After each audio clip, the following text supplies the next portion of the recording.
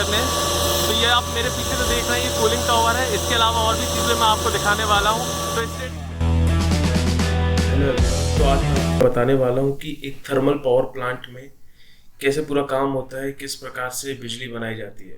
तो ये सारा मैं आपको एक ब्लॉक डायग्राम के थ्रू पहले बताता हूँ, उसके बाद मैं आपको एक एक चीज़ डिटेल में डिस्कस करके बताऊंगा। तो देखिए, सबसे पहले आपको पानी चाहिए होगा। ये हम कहीं भी किसी भी रिजर्वायर से ले सकते हैं। उसके बाद इस पानी को गर्म करने के लिए हम कोयले का इस्तेमाल करते हैं। तो कोयले का काम रहेगा ये कि वो पानी को गर्म करेगा और पानी से स्टीम बनेगा। फिर वो स्टीम का इस्तेमाल हम आगे करते हैं। तो सबसे पहले जो दो चीज़ें चाहिए हमें, वो चाहिए रहती है वाटर और दूसरा उसको गर्म करने के लिए कोल। कोल जो रहता है पहले क्रश करके उसे पाउडर फॉर्म में किया जाता है। ये काम मिल के अंदर होता है। तो मिल क्या करेगा, जो कोल आपका स्टोन फॉर्म में रहेगा उसको पाउडर फॉर्म में कन्वर्ट कर देगा, क्रश कर देगा, ताकि वो आसानी से जल सके। फिर वो क्रश हुआ कोयला और पानी कहाँ जाता है वो देखिए आप। जो क्रश हुआ कोयला जाता है वो जाता है आपका फर्नेस मतलब भट्टी, वहां पे इसको जलाया जाता है। और ये जो वाटर जाता है ये जाता है बॉयलर सेक्शन में।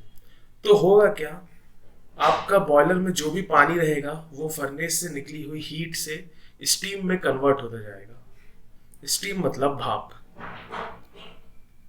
इसके बाद जो हमारी स्टीम जनरेट हुई है वो हमारी जाती है टरबाइन में। टरबाइन में उस टरबाइन को घुमाती है वो। तो यहां से हमारा टरबाइन में रोटेशन मिलता है हमको। इसके बाद जब टरबाइन हमारी घूमती है तो इलेक्ट्रिसिटी जनरेट होती है। वो इलेक्ट्रिसिटी हम आगे फॉरवर्ड करते हैं ट्रांसफार्मर को। यहाँ पे जो ट्रांसफार्मर लगा रहता है वो स्टेप अप ट्रांसफार्मर होता है, मतलब वो आपका लो वोल्टेज को हाई वोल्टेज में कन्वर्ट करता है।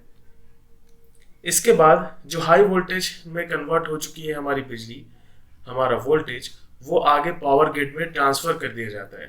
तो ये बेसिक प्रोसेस होती है एक थर्मल पावर प्लांट की।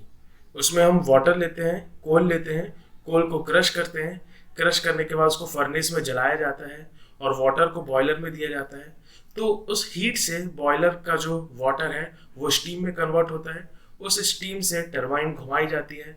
टरबाइन से हमारी जो इलेक्ट्रिसिटी निकलती है उसको हम स्टेप अप करते हैं ट्रांसफार्मर से, और फिर ट्रांसफार्मर से जो बिजली हमारी निकलती है वो आगे डिस्ट्रीब्यूशन के लिए दी जाती है। इसके साथ यहाँ पे एक चीज़ और होती है, वो मैं आपको बताना चाहूँगा। जो हमारी स्टीम थी वो टरबाइन को घुमाने के बाद जाती कहाँ है, तो वो जो बची हुई स्टीम रहती है वो हमारी जाती है कंडेंसर में। कंडेंसर क्या करता है, वो जो बची हुई स्टीम है उसको वापस पानी में कन्वर्ट कर देता है। कंडेंसर क्या करता है, आपका जो बची हुई स्टीम है उसको पानी में कन्वर्ट कर देता है और ये पानी वापस हमारा जहाँ रिजर्वायर से हमको पानी की जरूरत थी वहां चला जाता है और ये साइकिल हमारी चलती रहती है। कंडेंसर एक भाप को जो कि गर्म है उसको पानी में कन्वर्ट कर रहा है। इसका मतलब उसके अंदर एक कूलेंट घूम रहा है। कूलेंट एक ऐसी चीज होती है जो ठंडी होती है। तो कभी भी ठंडी चीज गर्म के कांटेक्ट में आएगी तो वो उसका टेम्परेचर कम कर देगी। यही कहानी होती है यहाँ पे। कंडेंसर क्या करता है, वो भाप को पानी में बदल देता है। लेकिन कैसे, कंडेंसर के अंदर भी पाइप्स रहती हैं, वो क्या करती हैं, उनके अंदर ठंडा पानी दौड़ता रहता है।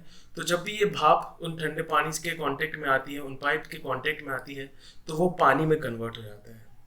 कंडेंसर के अंदर जो पानी इस्तेमाल होता है कूलेंट, उसको कूल रखने के लिए ये कूलिंग टावर का इस्तेमाल किया जाता है जो आप देख रहे हैं ऊपर। तो ये एक पूरा ब्लॉक डायग्राम था हमारे थर्मल पावर प्लांट का। अब इसको हम अंदर डिटेल में देखने वाले हैं। ये जो सामने आप देख रहे हैं यही वो पानी का स्रोत है, वो पानी का सोर्स है जो भाप बनाने के काम आता है। ये प्लांट के पास ही एक एरिया में तालाब जैसा बनाया जाता है और यहीं से फिर पानी सप्लाई किया जाता है प्लांट में ताकि वो स्टीम बन सके।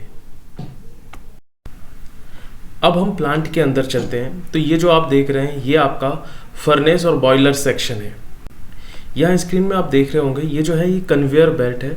जो हमारा कोयला आता है स्टोन फॉर्म में वो इन्हीं कन्वेयर बेल्ट से होता हुआ मिल के अंदर जाता है। यहाँ आप स्क्रीन में देख रहे हैं कि जो कन्वेयर बेल्ट से हमारा कोयला आया वो दो जगह जा रहा है, एक लेफ्ट हैंड साइड और एक राइट हैंड साइड। इसका मतलब यहाँ पे दो फर्नेस उपलब्ध हैं, एक लेफ्ट हैंड की तरफ उपलब्ध है और एक राइट साइड उपलब्ध है। आप स्क्रीन में देख सकते हैं ये जो सेक्शन मैं दिखा रहा हूँ ये आपका मिल सेक्शन है। ये वही सेक्शन है जहाँ कोयले को पीस के उसे पाउडर फॉर्म में कन्वर्ट किया जाता है और फिर फर्नेस में भेजा जाता है जलने के लिए। मिल का पिसा हुआ कोयला आगे फर्नेस सेक्शन में दिया जाता है जहाँ पे उसे बर्न किया जाता है। फिर उस हीट का इस्तेमाल हमारे बॉयलर सेक्शन में होता है जहाँ पे पानी हमारा भाप में कन्वर्ट होता है। जो स्टीम हमारी बॉयलर में बन जाती है उसको फिर आगे टरबाइन में भेजने के लिए ये स्टील पाइप्स का इस्तेमाल किया जाता है। फिर वो जो स्टीम हमारा पाइप के थ्रू आ रहा है हमारा फिर टरबाइन सेक्शन में जाता है। टरबाइन सेक्शन में आप 3 प्रकार के टरबाइन देख सकते हैं। पहला होता है LP, फिर IP, फिर होता है HP। LP का मतलब होता है लो प्रेशर टरबाइन, IP का मतलब होता है इंटरमीडिएट प्रेशर टरबाइन और HP का मतलब होता है हाई प्रेशर टरबाइन। ये जो स्टीम है वो इन टरबाइन को रोटेट कराती है हाई स्पीड में। टरबाइन के रोटेशन से जो हमारी AC इलेक्ट्रिसिटी जनरेट होती है वो आगे स्टेप अप ट्रांसफार्मर में दी जाती है। आप स्क्रीन में देख सकते हैं ये जो ट्रांसफार्मर इस्तेमाल हो रहा है ये स्टेप अप ट्रांसफार्मर इस्तेमाल हो रहा है। स्टेप अप ट्रांसफार्मर यहाँ जो इस्तेमाल हुआ है उसके इनपुट में 16.5 किलोवोल्ट जाता है और आउटपुट में हमारा 440 किलोवोल्ट मिलता है। ट्रांसफार्मर के आउटपुट से हमें हाई वोल्टेज मिलता है। फिर आप देख सकते हैं स्क्रीन में ये हाई वोल्टेज आगे पावर ग्रिड को दे दिया जाता है जहाँ से वो डिस्ट्रीब्यूशन के लिए भेजा जाता है। तो अभी आपने देखा किस प्रकार से हमारी इलेक्ट्रिसिटी जनरेट होती है।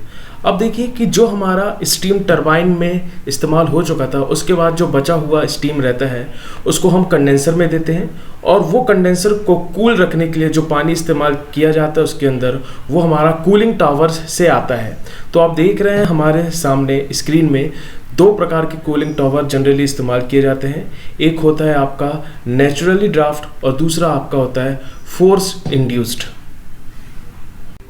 जो हमारे फोर्स इंड्यूस्ड कूलिंग टावर होते हैं उसके अंदर पंखों का इस्तेमाल किया जाता है कूलिंग के लिए, इसीलिए उसे कहा जाता है फोर्स इंड्यूस्ड कूलिंग टावर।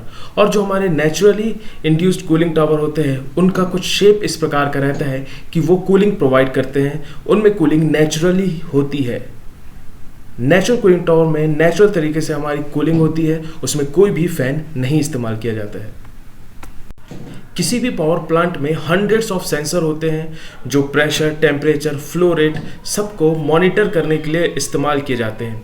ये सारा सेंसर का डेटा हमारा कंप्यूटर स्क्रीन में आता है जो कि कंट्रोल रूम के अंदर रखे रहते हैं। तो आप जो देख रहे हैं सामने ये उस पावर प्लांट का कंट्रोल रूम है जहाँ पे जो इंजीनियर्स रहते हैं वो सारे सेंसर के डेटा पे लगातार नज़र बनाए हुए रखते हैं और यहाँ से ही ऑपरेट करते हैं। पावर प्लांट में जो सॉफ्टवेयर इस्तेमाल होते हैं इनको कहा जाता है CMMS। CMMS का फुल फॉर्म होता है कंप्यूटराइज मेंटेनेंस मैनेजमेंट सिस्टम। आप सामने स्क्रीन में देखिए ये सारी जो स्क्रीन्स मैं दिखा रहा हूँ ये उसी सॉफ्टवेयर की स्क्रीनशॉट है। उसमें आप देखिए कि किस प्रकार से हर सेंसर का डेटा आपको दिखाई दे रहा है और वहाँ से ही आप उन सेंसर को या उन जो एक्चुएटर्स हैं या वो जो पंप है उनको आप ऑन ऑफ भी कर सकते हो। तो पूरा कंट्रोल आपको मिलता है, ये सॉफ्टवेयर आपको प्रोवाइड करता है।